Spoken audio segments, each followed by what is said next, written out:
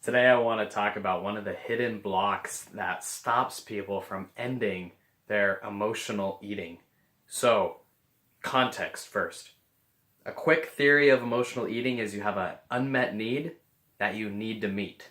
So, like for me, when I'm lonely, if I try to go exercise, that's great, but my emotional need is loneliness. So, exercise might make me feel better for a little bit, but until I get my companionship needs met, I'm not going to be able to really end emotional eating at the core. So instead of exercise, oftentimes you might eat food. You might try to eat food because you're hurting inside, you have an emotional need, and it's not fulfilled, so it hurts, and you try to make yourself feel better by eating food. Now, in a previous video, which I'll link to below, I talked about how these two steps, identifying the emotional need and fulfilling the emotional need, are the two core steps to ending emotional eating. You can end emotional eating, but you need to follow those two guidelines. You need to identify the need so you know what the need is, and then you need to meet it. Now, it's in this second step, meeting the emotional need, that I want to talk to you about today.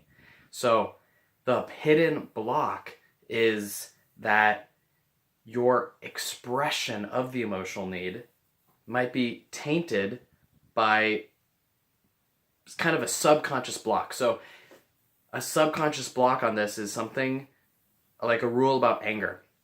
For example, I grew up and my family just doesn't get angry. We don't express anger. So, I learned a rule about my emotions that if you're angry, do not show it. Right? Don't show that you're angry. Maybe there's a logical justification. Anger never solves problems. Maybe that's the justification. So, we're in the second step of learning how to get our emotional needs met. Now, if I'm angry and someone has disrespected me, and I have a subconscious block that says I can't be angry, how am I going to solve that emotional need? I'm not going to be able to solve it. So like the other day, a woman, she comes up and she says, like, I'm feeling sad. I'm feeling really freaking sad. And I'm touched. I'm touched. She's talking about it without judgment. She's there for herself. She's feeling her emotions. She's been able to identify sadness as a kind of a tightness in her throat. I'm touched.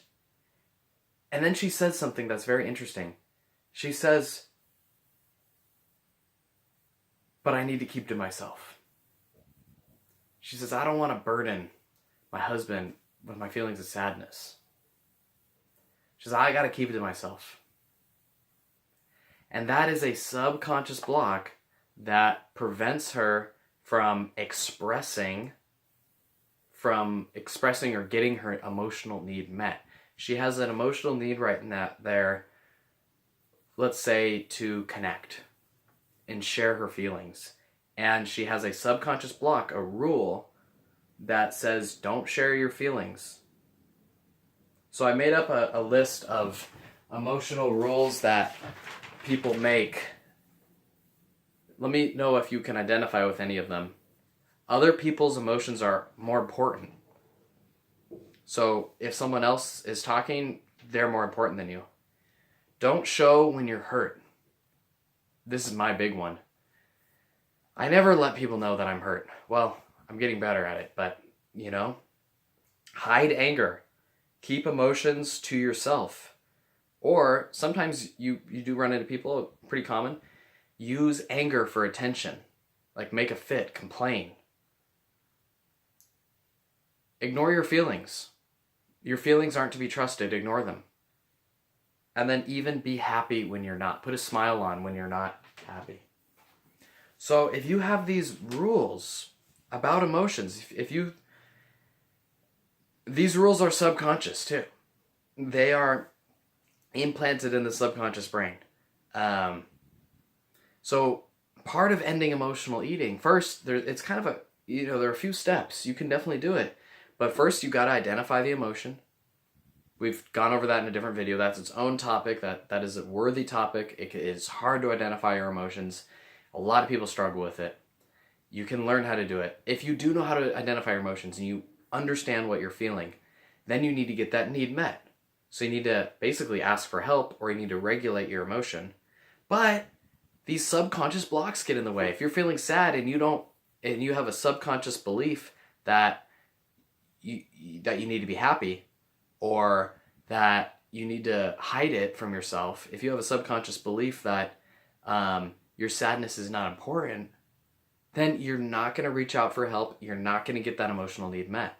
And these beliefs come from our childhood experiences, oftentimes, or somewhere in life where we turn to food, like you went through a really stressful time, and you felt alone, you were overwhelmed, and food was there for you.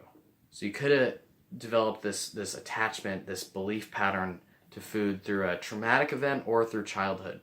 Now, oftentimes it is helpful to be able to understand why you have this emotional block, why you have this judgment around an emotion. So for example, some of my experiences growing up were more, not around trauma or anything, but just like I would bang on the piano keys. I was so angry.